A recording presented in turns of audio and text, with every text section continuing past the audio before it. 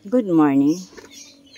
So ito ang buhay ko while not in school. If not in school, ayan. Anong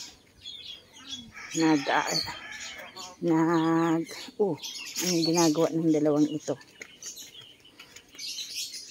Yan si Basyon. Ay nakadarakop na baka. May darakop baka. Babaradiun pa sana yan. Ay bababad tamo na sa suka. Oh, what happened to this? The fish. You cut it into two. Why did you cut that? Oh, yun magagadana, Rick, oh. Rick, magagadana, Rick, itong pula, Rick, oh. Nagtitingab-tingab na, oh. Baba na, Rick. Tapusin ko lang yun. Ayan. Nagpahubas sa Eric ang fish pond. Iyon na inang itsura. Malaboy. Malaboy. And lots of tilapia fish. Kulo. Araw mo ko lang pasok. Pasok. Pasok sa dagat. Kulay itong nasira. Iyon naman ito. Kaikot lagay dyan. Kulo. Aday pagod dyan nakaani siyang kulpa. Tama ko men siyang kulo dagat. Hindi, nagkangalas na talaga. Iguaman talaga yan. Kung sa dagat, pasok itong kulay itong nasira. Magkadaan na yan yun. Pinilahi na sindaw. Buwa na nga yun. Nag-crossbreed na yan. Pero tilapia man sa hilingan niya. Pakulay ito. Hindi na ako nakaani ito na tilapia. Yan. Yan, kadakol ng sira. Yan. Uni man ang sakuyang pangkabuhayan showcase. Yan, may mga urig-urig. Kadakol akong urig-urig. Yan. Urig-urig, urig-urig, urig-urig. It feeds on, what is that? Mulberry leaves. Yan, kadakol.